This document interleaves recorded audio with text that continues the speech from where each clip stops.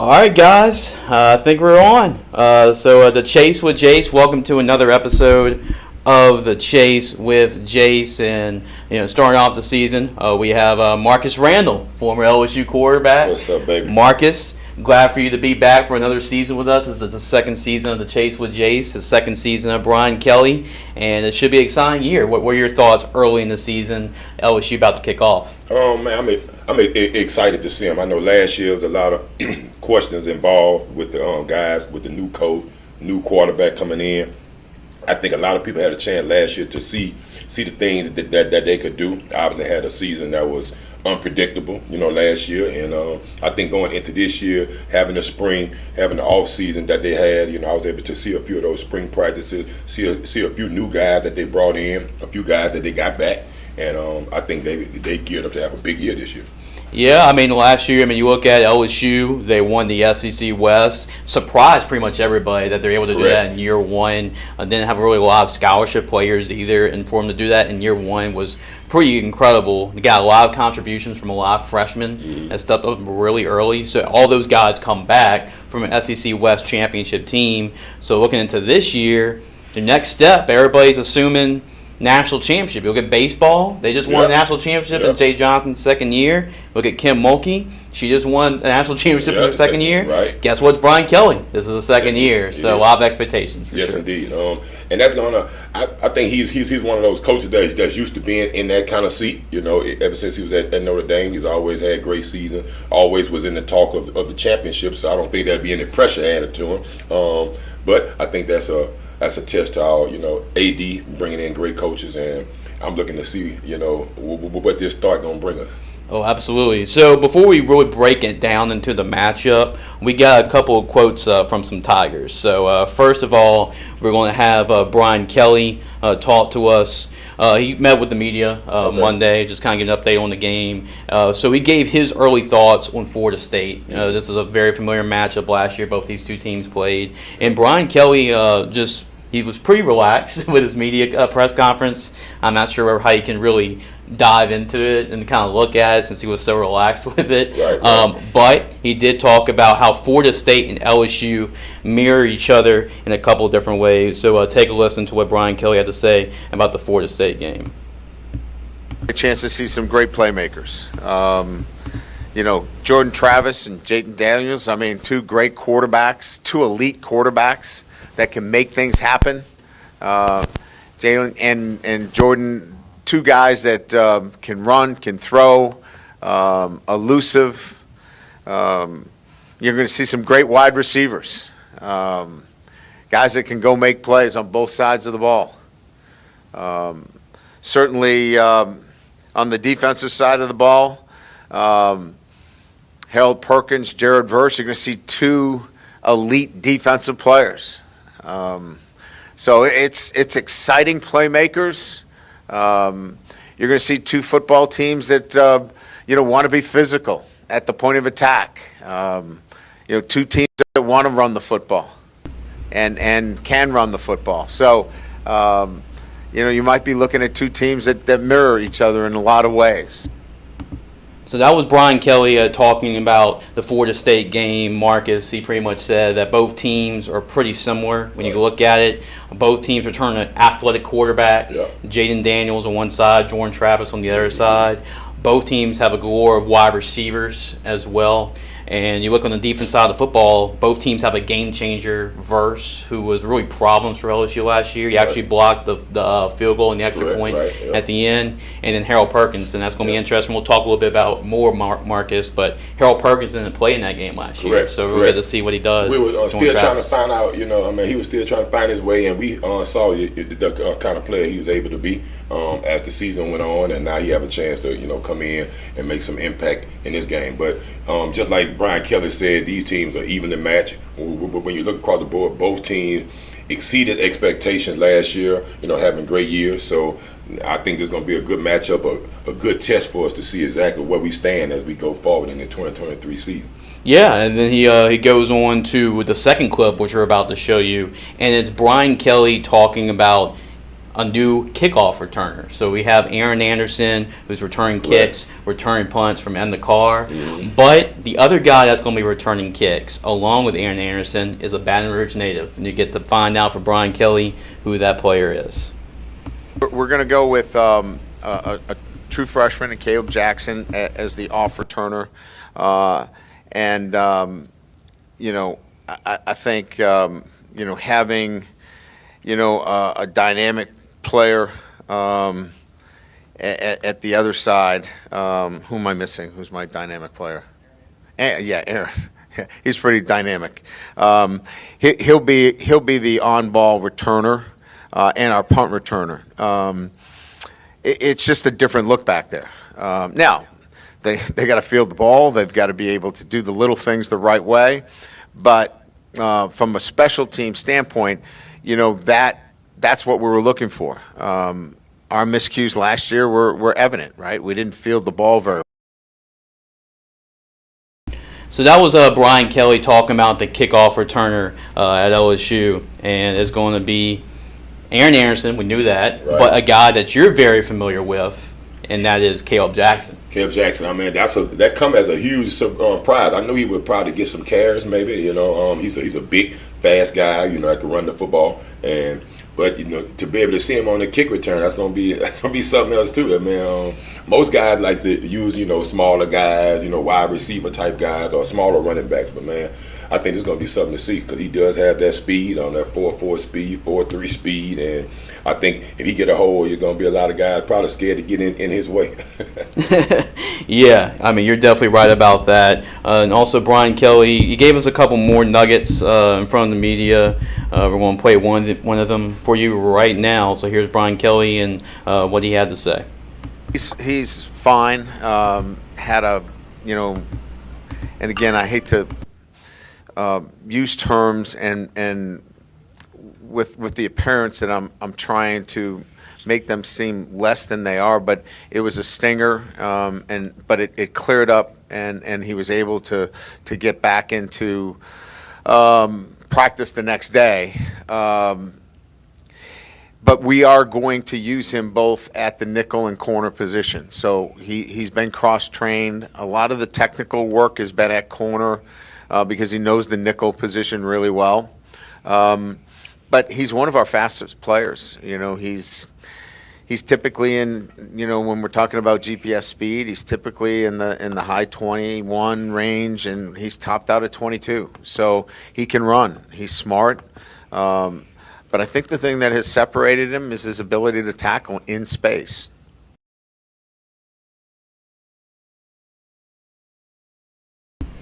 So that was Brian Kelly talking about Sage Ryan, and that's an interesting story, Marcus. And I believe you had a chance to, seen Sage back when he was at LCA and go against them and stuff like that. Sage has always been a great athlete, right? Yep. I mean, he's nephews of the Falls, right? It's gonna be kind of weird seeing him at corner. We've always seen him playing at the safety position, but with the speed that he have and the physicality and the ball skills that he have, I think the corner transition should be fairly easy for him. Hopefully he can get in there, and the defensive coordinator is going to have a chance to be able to use him and put him in some favorable position for him. Yeah, Brian Kelly said that he's one of the fastest players on the team. I think he's up to 21, 22 miles per hour when they clocked him. So it shows you how fast he really is, and he's been proven in the tackling area of it. It's just going to be curious to see what he can do at corner because we've always seen him either at nickel or we've always seen him at safety. So we'll get to see what he does on the outside, and opposite side of Zy Alexander. We'll talk about the receivers versus the DBs in a minute, and we'll have another clip here. And it's about Mason Smith, and really we all know about the suspension, unfortunately for Mason Smith. But Brian Kelly did state something very interesting, that it was going to be, even if he wasn't suspended for that game, he still would have been questionable for the game. So here's Brian Kelly talking about that. I mean, he probably would have been in that range, and we weren't really sure. Probably one of the reasons why you didn't hear from us, because we weren't really sure where he was. He's still not practicing, so at the level that he needs to be practicing for us to say that he would be if I was in front of you today, he would probably be, questionable for this weekend. And Yep, that was Brian Kelly talking about Sage Ryan. I mean, not Sage Ryan, but Mason Smith, and it was very interesting to see and hear from him that he is suspended by the NCAA, and we know that for the game. But see him in practice, he wasn't really 100% when he got back working with the team. He would have an ankle injury or something like that every now and then that he would have to nick up. That's really kind of the whole process when you're going back from a torn ACL Right. and really not having a year playing football off that torn ACL. But it was interesting to see that Brian Kelly stated that even if he was eligible to play, he probably would not have been healthy enough to play. So that was very interesting to hear that from Kelly. Right, and I feel for the guy, man. I'm really hoping that he can get back on track and get that injury bug going. But I do know when you tear ACL and you kind of trying to get back into that action, that you can sometimes kind of put stress on another ligament or another bone, and those things that could happen up until you get fully confident, fully ready to go, and you can put you can go 100%. So man, I'm looking forward to him coming back though, stronger, better, and ready to go after this one. And then one more clip from Kelly, and because it led from the Mason Smith injury, and it's Harold Perkins. Now Harold Perkins has more of a load on him to make some of those plays because you don't have a guy like Mason Smith to kind of take that pressure off you. So here's what Brian Kelly had to say about Harold Perkins and what his role could be, not only for the Florida State game, but what you can expect from him this season. To see him make plays, all over the field. I mean, his plays came from mostly the perimeter. He's a perimeter player that, made a lot of his plays, getting after the quarterback. He's still going to get after the quarterback, but he's going to get after running backs and tight ends. And I think that's going to be exciting to watch. You're going to see a linebacker, not a pass rush specialist. And so I'm excited to watch the development of Harold Perkins into that player that can impact the game, not just coming from the edge and harassing the quarterback, but from all facets and getting the ball loose and, impacting fumbles and big plays. I think it's going to be that kind of Harold Perkins.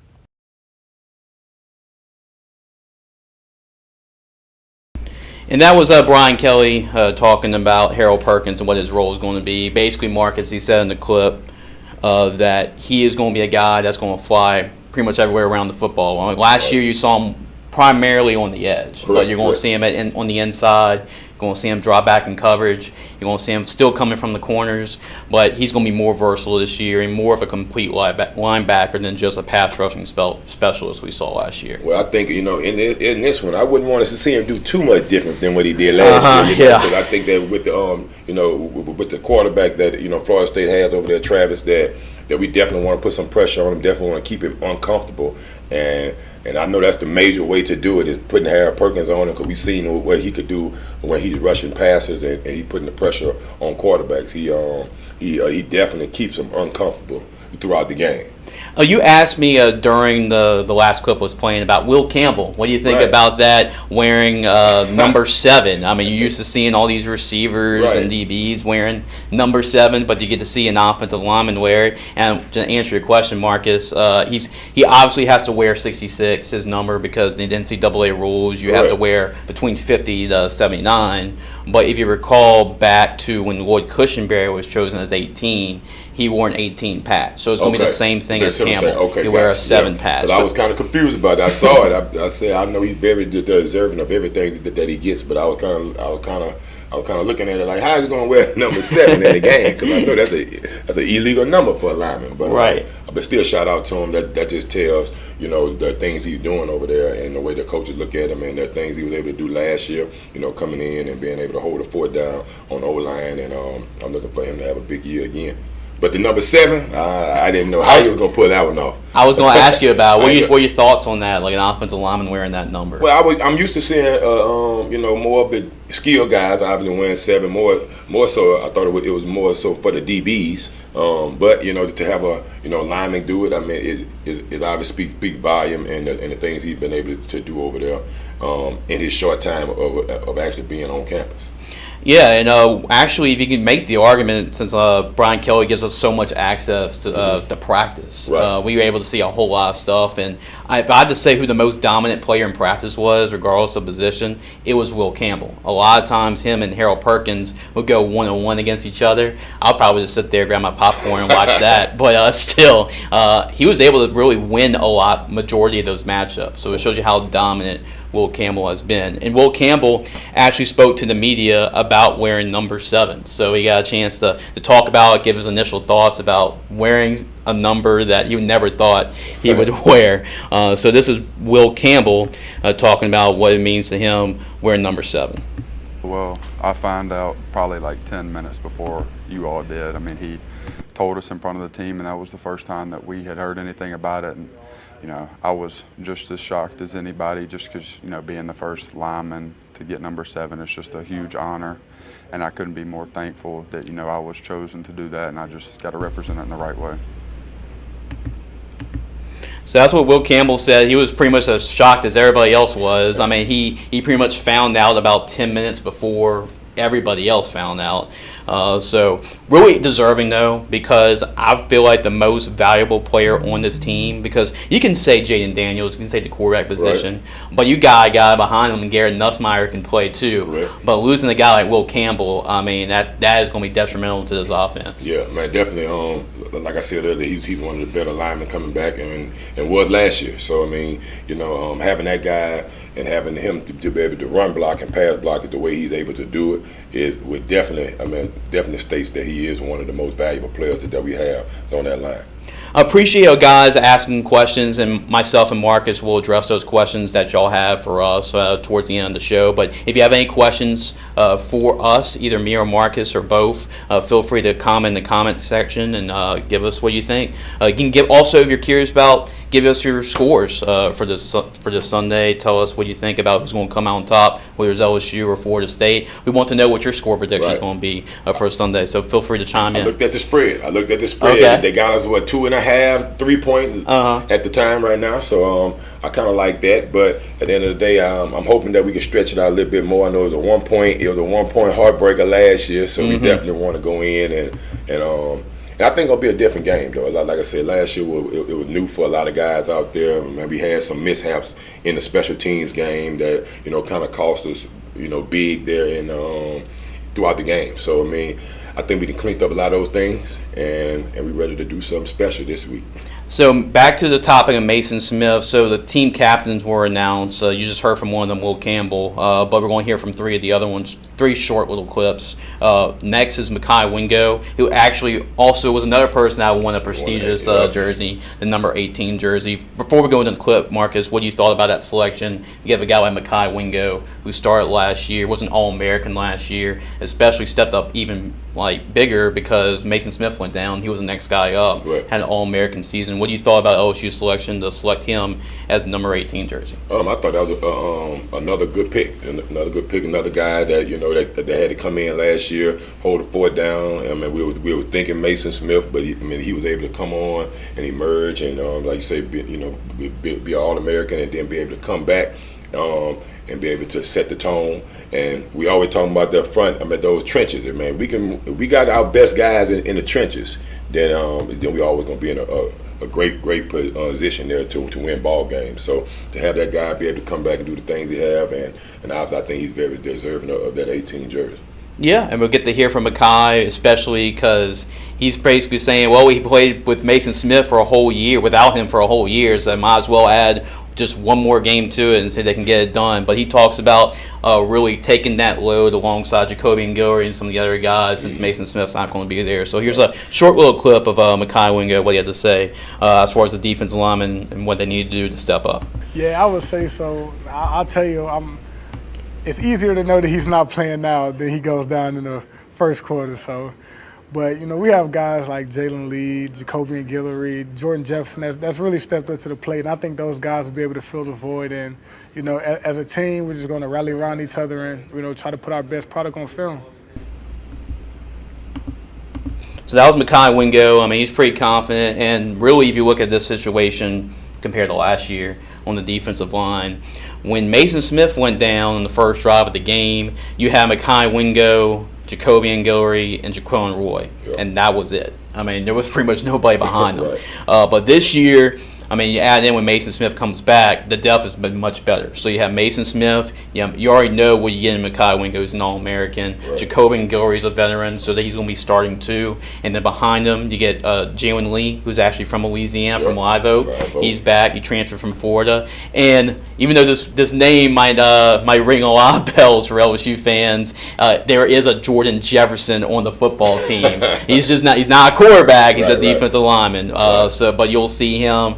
The transfer from West Virginia, and then you have another transfer behind that in Paris Shand, who comes from Arizona. So depth-wise, LSU will be fine at that position. Only problem is you're not going to replace a game changer like Mason Smith and what he can bring to the table. Right.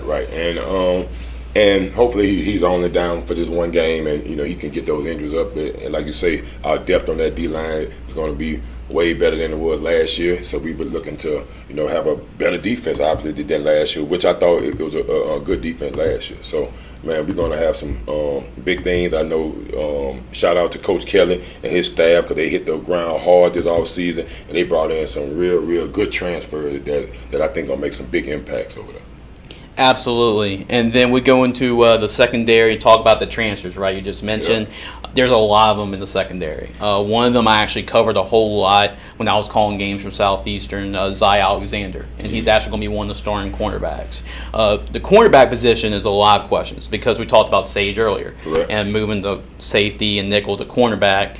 And then now the safeties are in good shape because you have a guy like Major Burns who's done it before, and a guy like in nickel and Greg Brooks, who's actually a team captain too. So Florida State has a lot of really good receivers. We'll go into that a little bit, but this is what Greg Brooks had to say about the confidence level of the DBs in the Florida State matchup. I feel like we have a lot of confidence right now and ready to show our talents this Sunday. You know what I'm saying? Obviously, Florida State has a good receiving talent, but we also have good DBs as well. So it's going to be a very fun matchup, and I'm very confident in our unit.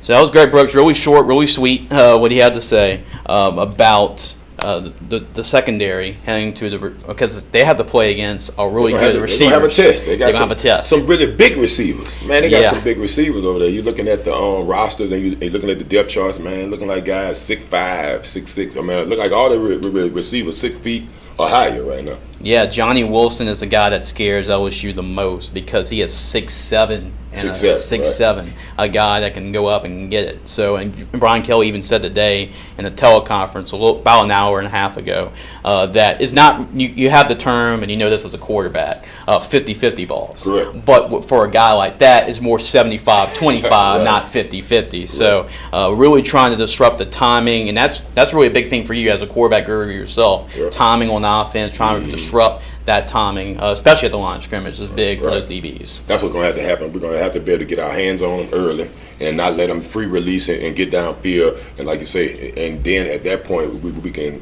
kind of, get that percentage back to the 50-50. And it's all going to start at the line of scrimmage. We can throw the timing off, like you just said, put our hands on them, kind of reroute them, and get them off their marks. Then I think that those balls tend to be a little bit different when the quarterback expecting for you to be at a place at a certain time and a certain spot, and then we could throw that off. I think that we're going to be real good with the 6'7" guys like that. Oh, yeah. And there's a lot of Louisiana guys. Keon Coleman, who's also a receiver, comes in from Michigan State. He's from Opelousas Catholic. He comes as a transfer. He plays basketball for Michigan State. So he's another big, tall, physical receiver from Louisiana. He's put this game on his calendar. He's going to be starting.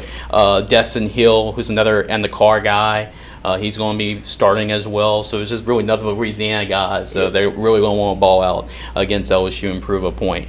And then lastly, this is something that you really want to hear about and want to discuss is Jaden Daniels. So Jaden Daniels actually got a chance to talk to the media too. He gave his thoughts on just the confidence level from last year, from his first year to this year. So this is what Jaden Daniels, QB1 for LSU, had to say about going into year number 2. I do remember.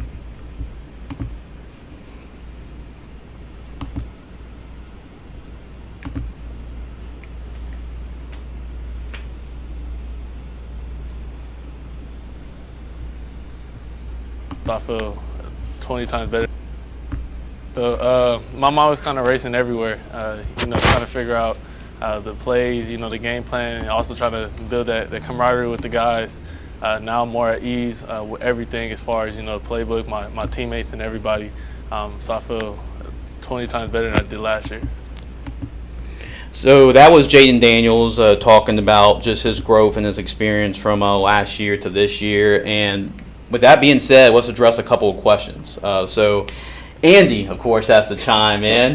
So Andy was watching the live stream. Appreciate Andy for chiming in, the boss man there. So he's got a couple questions for you, Marcus.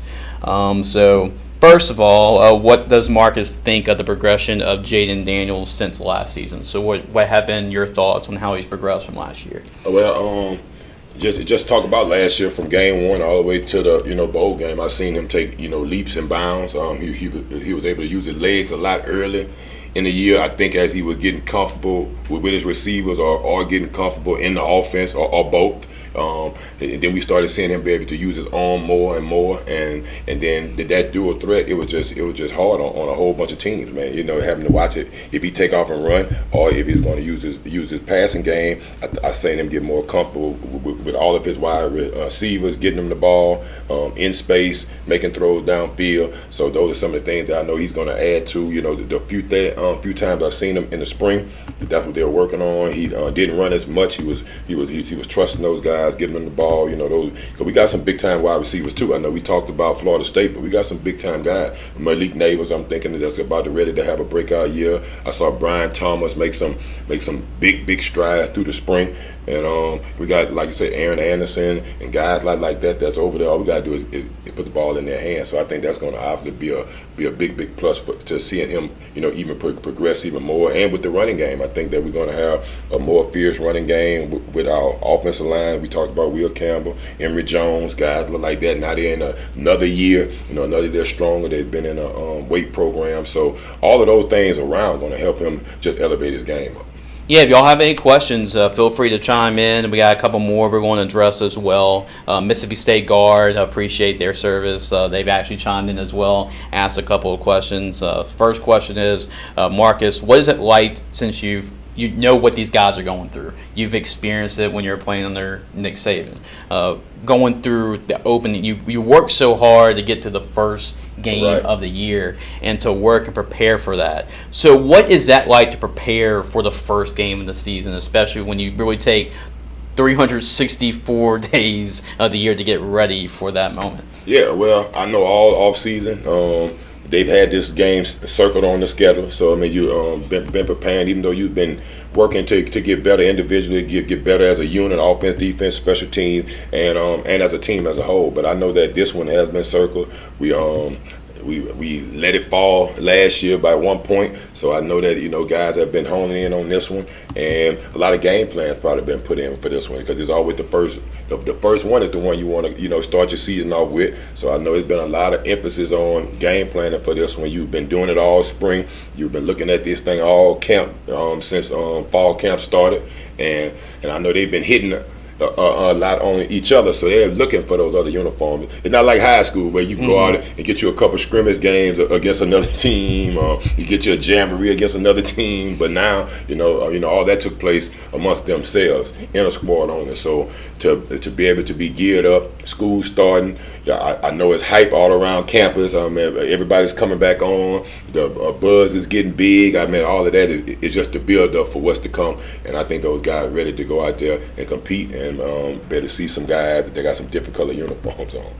Yeah, we have another question as well from Mississippi State Guard. Marcus, how do the players settle down in game one as the game goes on? Obviously, they're probably nervous as the game starts. Well, I think that's going to be both sides, though. Both teams are going to come in. Adrenaline is going to be pumping. Everybody's going to be looking to make plays. I know the stadium's going to be rocking. It's pretty much the big highlighted game. It's going to be on Sunday. It's in Camp Stadium. So I know that there's going to be a lot of things jumping around. A lot of people going to be fired up. So, after the first couple of series, I think that everything's going to settle down and we're going to see some real good football. Oh yeah, I mean, really for both teams because everybody's just so Right. amped, Right. right? Everybody's ready. It's a top 10 matchup, Correct. number 5 versus number 8. So, and really, this is also the only game that's going on Sunday. Correct. So everybody's eyes going to be on all this eyes game. on you. You got the show. Tupac. I don't know if you listen to Tupac, man. Oh yeah. So that's a great reference there. Yep. So I think that's going to be big for them. And like I say, I think they're going to be amped up, ready to go. There's going to be a lot of jitters going, but I think once that first hit and those first couple plays go, that maybe we're going to see them settle in, and we're going to see some real good football. We're going to see some real good competition. Yeah, and I got another question. Well, apparently it's for me. I don't get many of these over here, but so I'll answer one. Jace, do you think this game is bigger for LSU players than some of the others after LSU's performance last year? Well, I would say, based on the games you played last year, this is a veteran team on paper, right? Mm-hmm. I mean, they played some big games last year. They played in the SEC Championship last year. They played against Alabama. They came out on top of that one national televised game. Last year, during the first game, everybody was new, and it was a big game because Brian Kelly, first year. You get Matt House coming on defense his first year. Right. You get Mike Denbrock his first year. New quarterback, new offensive line, new everything. Right. So everybody was trying to fly and adjust through the game. You can tell as the game was going on, they were trying to adjust what they had because until you throw it out, and you know because you're a head football coach, until you throw it out, you can scrimmage, you can practice all you want, inter squad many times as you want, but until you do it against another team, you really don't know what you got. So I feel like that these players, and really they're veterans, but a lot of these guys are just sophomores because they all started as freshmen. So I feel like going into this game, I think LSU is going to adjust a little bit more and adjust quicker than they did probably a year ago. Yep. All right, so keep them coming. Keep the questions in. We're going to go before we go and give some more breakdowns for Florida State before we give our score predictions at the end. Also, want to mention the newsletter coming up as well. It's actually underneath this computer here. I'm going to try. Not great TV, but there we go. I'm able to sneak it out of there. So we're going to have the football huddle and big news. We're going to have another Football Huddle newsletter coming out pretty soon. So especially if you live in Zach, if you live in Baton Rouge, it's going to be pretty much all over the city. You'll get this newsletter in the mail, and Marcus has a couple of his guys that are going to be in this newsletter as well. So just a little sneak preview on that. Also, we'll announce the bowl game announcement too, where we're going to have it this year. That's going to be in the newsletter. And then I give my top 5 most important players for LSU to have a successful season. That's an article in there as well. So we have diamonds in the rough. We have so much stuff in this newsletter that you'll be getting. So keep an eye on it in the mail. It'll be mailed to over 10,000 homes in the Baton Rouge area. So, and you can also go, if you're not in that area, you can go to our website. I'm sure we'll post a digital version of that newsletter as well. Go to our website, gridironfootballusa.com. So I'm sure we'll give one more mention of that before the show is over. So quick just matchups that we're going to look at, matchups that I feel like would be just tune in to seeing. I guess a matchup I'm really looking forward to seeing is probably 2 first-round picks going at it, and it's Will Campbell and it's Jared Verse. Right. So Will Campbell is the left tackle. Jared Verse is playing defensive end. Obviously, you can try to move Jared Verse around, put him on the right side, but hey, you got a really good right tackle in Emory Jones. Right. But you're going to really see a lot of Will Campbell and Jared Verse. I was actually on a podcast, a Florida Gators podcast, actually yesterday. Okay. Talked to some former Florida Gator football players in Miami and Florida State as well. And they're looking for whoever pass rusher has the better game. If it's Harold Perkins, if it's Jared Verse, whoever has the better performance, that may be who wins the game at the end of the day. Yep. So I'm really looking towards that. I'm looking for Harold Perkins against their quarterback, Jordan Travis, because if you remember that game, Marcus, last year, they've had trouble. They've gone to Jordan Travis, and it seemed like they had him for a sack, and somehow he would escape out of it and make a play. So it's one thing to get there. Second thing, you got to wrap him down. Got to get him. Yep, you got to bring them down. So I think that's going to be some great matchups there. Obviously, the trenches again. We are talking about guys that's going to make the impact on the game. That's going to be able to influence the game. But the most is going to be, I think, that our defensive line against their offensive line and their defensive line against ours. So man, we're going to see. But we do have two quarterbacks that can make plays happen using their leg, extend plays. So it's going to be interesting.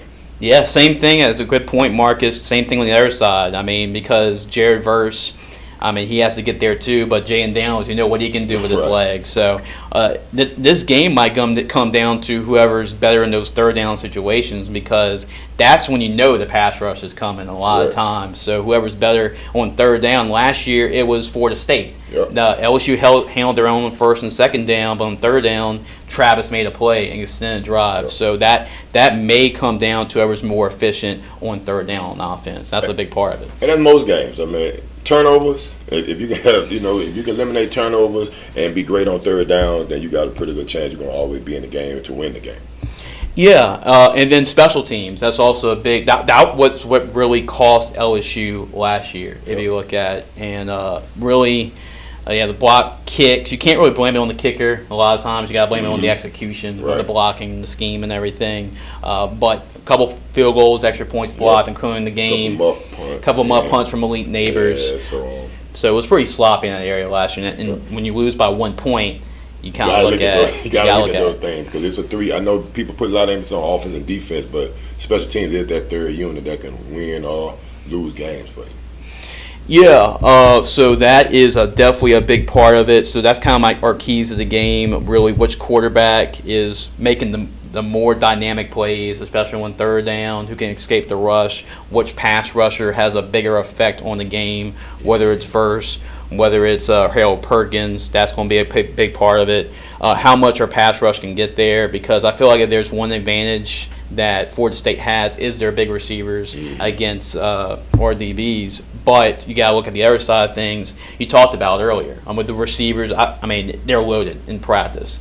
You can make a case that Chris Hilton and Kyron Lacey had the best fall camp, and they're going to be behind Malik Neighbors and really all those Brian Thomas and all those guys, Aaron Anderson. So we got some guys. We got some guys.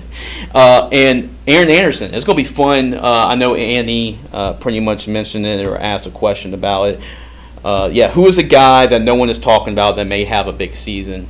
I wouldn't say nobody is talking about, but I feel like if you're just a national guy that's kind of looking at LSU, you probably haven't heard his name a lot. I guess a new guy from last year has to be Aaron Anderson, because what the impact he can bring, not only on special teams as a kick returner, a punt returner, but he's like, I remember watching him in high school. I compare him to Tyreek Hill. You can get him on jet sweeps, on screens, on bubble screens, and he's going to put it in his hands. Yeah, put it in his hands. So it's going to be curious how LSU uses him, because they have all these big, tall, lengthy, athletic receivers, and you have Aaron Anderson, who's probably 5'8", 5'9", mixed there as well. But Mike Denbrock said they're going to find a way to give him the ball in offense, so keep an eye on him.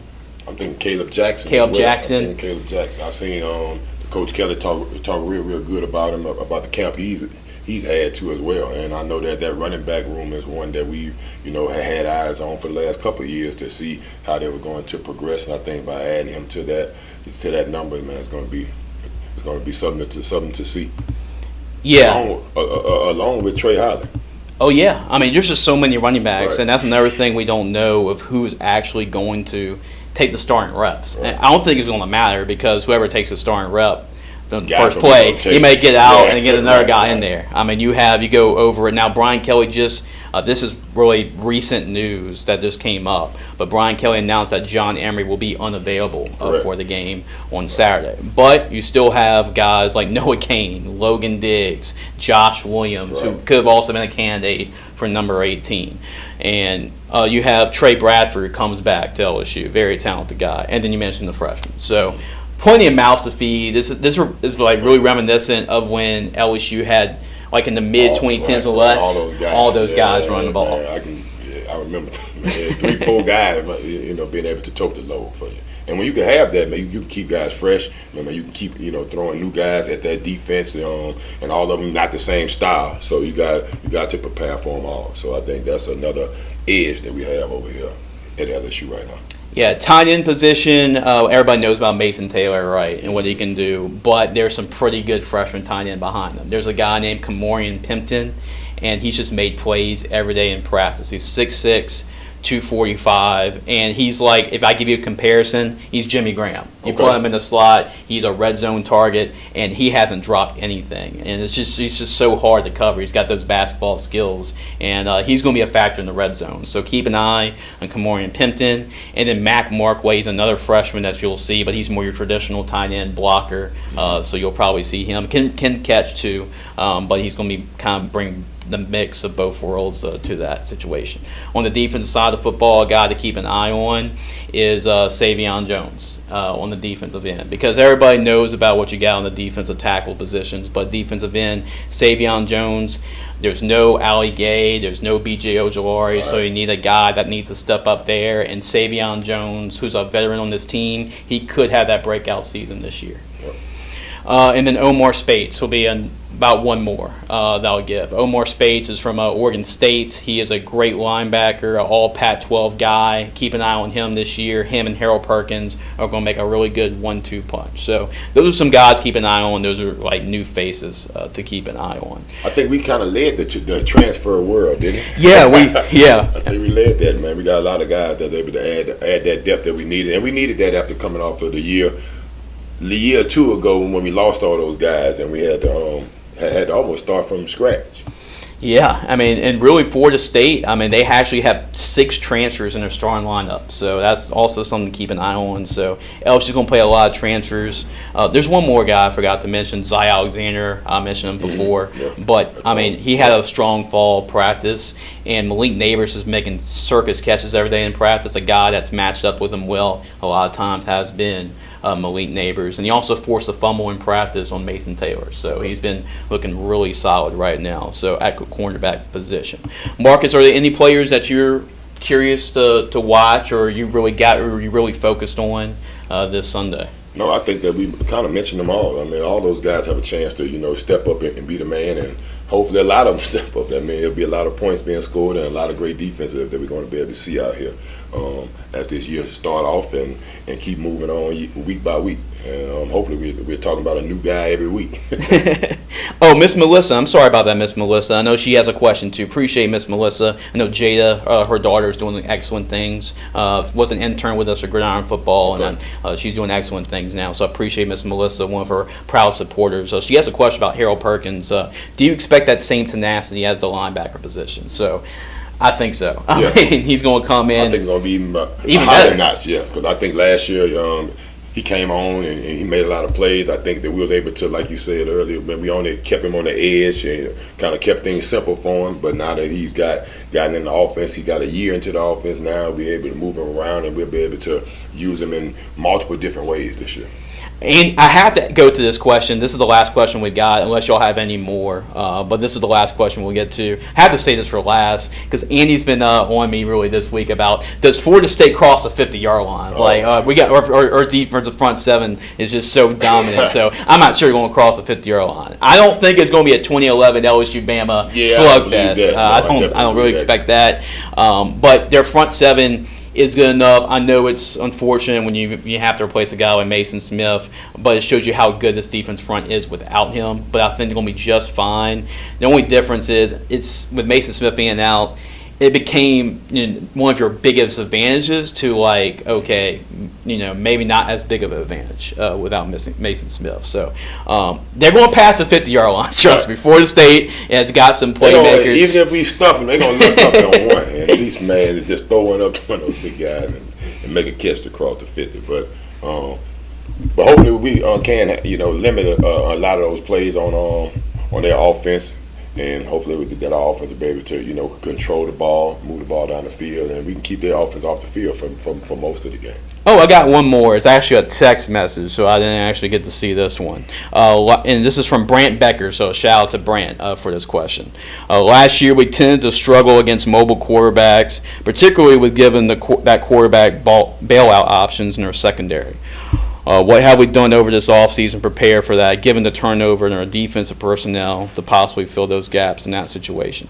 That's a very detailed and in-depth question, Brant. But really, the thing is, the defense has worked on making sure these mobile quarterbacks can't get out of the pocket. That's the biggest thing. If you have pressure up the middle, it's going to be really hard for a quarterback. You can be Lamar Jackson, you can be the most mobile quarterback there is, but if you get pressure right up the middle, you can't really escape that. So that's where a guy like Mason Smith, a Kai Wingo, they can give you some of that. And it'll allow for the edges, guys like Savion Jones and Ovio Gufo, to come in and kind of collapse as well. So if you contain him in the pocket, he won't be able to escape and move around. And I think with the depth that we talked about earlier, I mean, guys not being able to get worn down throughout the game, having guys that can sub in, fresh guys that can go in and be able to put that pressure on the quarterback, I think that's going to be big too as well.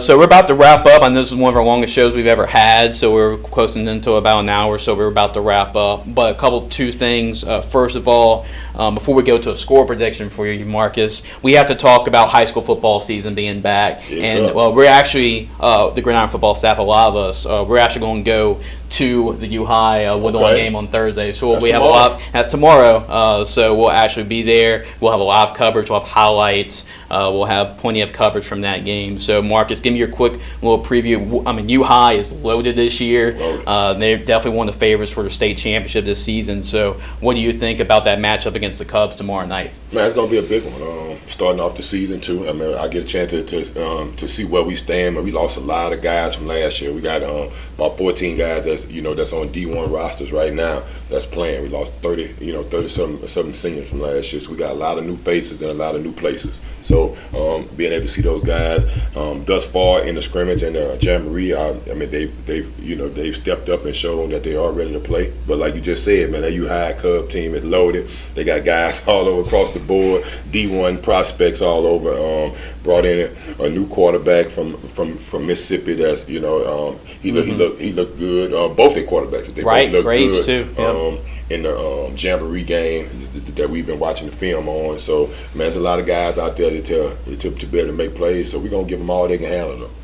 So you mentioned their two quarterbacks, but it seems like y'all got two pretty good ones yourselves. Replacing a guy like Ricky Collins, that's not easy to do. Replace a talent like that. But what have you seen from both your guys and Corey's son Cortland, and then also your other quarterback this year, Myron? Yeah, man. Both of those guys have stepped up and done a tremendous job. I mean, Myron. I mean, he's been the guy, the starter coming in, leading the offense, but he's also been in the system for 3 years. This is his fourth year being in the system. So I mean, you never really got a chance to see him on the varsity because of Ricky Collins, but he's been getting varsity ready since then. So you got a guy, Myron Nelson, stepped up then with the transfer coming in, Cortland Brownfield from U-High, actually. Right. Coming in and the things he's able to do and has been able to do in the scrimmage game. He threw 2 touchdowns last week in the jamboree game. So I'm looking for both those guys to have a pretty solid game.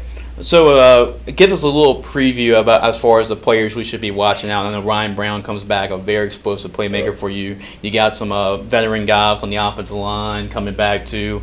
Just really both sides of football. I know 2 of your defensive guys are being invited to play in a bowl game at the end of the year. But what do you think about some of the guys we should keep an eye on for this upcoming fall? I mean, to just start with the offensive side. I mean, you mentioned Ryan Brown, slot receiver, Justice Turner, another outside X-Y receiver. We got some running backs that a position that we wasn't really stocked in last year, but we got about 4 guys now that can tote the load, with the starting guy being Jacob Jolly, with William Jackson coming in right behind him. Carmelo Davis also being that backfield, and just switching over to the defense where we got some guy, Joe London. He's one of the only veteran D lineman guys that we got coming back that's been playing for the last couple of years. But we got a new guy that's going to be taking over, Chase Walker. That's going to be coming off the edge. I think our linebackers is pretty much our stronger suit with 3 senior guys there with Chris Cooper, Alex Collins, and Kamara Gibson. So I mean, I'm looking forward to be able to come out and, like I say, maybe we're gonna put the test out there for them.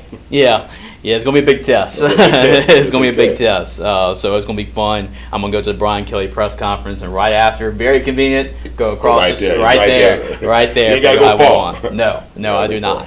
What do you think are the keys of the game in order for y'all to, get a very impressive, huge win in week 1 against a team that's probably the most dominant this year coming up? Be able to slow them down up front. I mean, they got Keelan Moses over there. They got big Lamar Brown over there that's on the D line. Oh yeah. They got Beckham, number 43 linebacker Beckham. That's a Navy commit already. So yeah, you got Guidry on the edge. You got Guidry on the edge. So you got a pretty stacked defensive front over there. So we can slow them down and be able to get some success early up front. Then I think that that's the keys to us being able to have success throughout the game. Last question, Marcus, and this is where everybody wants to know. Who's going to win between LSU and Florida State on Sunday night? LSU. I know they got to pick by 3. I think it's going to be a little bit more than that, though. I'm giving us 35-21 game LSU. Okay. Yeah, I went to a podcast last night. I said 27-17 LSU. So I think LSU is going to be really motivated to come out of this one. They're going to make those plays on Travis that they weren't able to do last year. Yeah. Special teams going to be much improved this year. When you got a guy like Aaron Anderson, he may be one of those breakaway touchdowns, and it might really help LSU make a play right there. So I feel like LSU, the more experienced team coming in from last year. They only lost by 1 point last year with a brand new team. I think LSU's a better team, and they're going to pull away from Florida State at the end. But both these teams are going to make a big picture as far as the college football playoff and in their conference, no matter who comes out and out of this one for sure. Marcus, any final thoughts before we wrap up everything? Nope, that's it. I'm looking forward to a great game. I'm looking forward to a great game tomorrow as well as Sunday. Oh, yeah, football's back. It's It's here. Starting tomorrow, we're going to be full throttle with Gridiron Football, so make sure to go to our website, gridironfootballusa.com. I just saw Andy just post LSU by 21, so we'll see about that. I know Andy's very confident in those Tigers. I know he told me yesterday he thinks that they're going to go undefeated, win a national championship this year. So that's the goal at LSU. But last reminder, now the online version, the Football Huddle, the brand new Football Huddle. Make sure to check that out on our website, gridironfootballusa.com. Or if you're in the Baton Rouge area, I'm sure you can wait for it to arrive in the mail in the next couple of days. But if you're outside the area, want to know what's in the newsletter, the digital version of the newsletter is actually on our website, gridironfootballusa.com. Marcus, looking forward to catch up with you. We'll do this week by week and